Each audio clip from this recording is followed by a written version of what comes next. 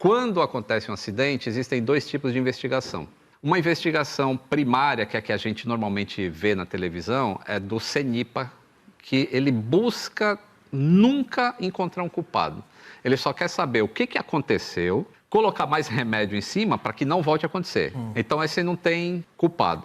Por outro lado, a polícia faz a investigação dela, a Polícia Civil.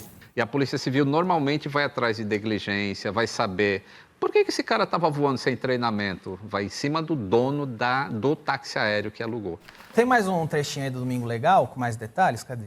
Você chegou a ver os corpos? Cheguei. Estavam próximos ou estavam... O último que acharam embaixo de uma árvore foi o Dudinho. De uma árvore? Embaixo de uma árvore. E quem reconheceu foi o tio dele que estava atrás. Ah, o tio foi que E reconheceu? reconheceu pelo corpo. Pelo corpo? Por que razão? Tinha só a parte do peito e do braço. Não, meu Deus do céu. Você chegou a ver? Cheguei. Você estava com a câmera nesse momento.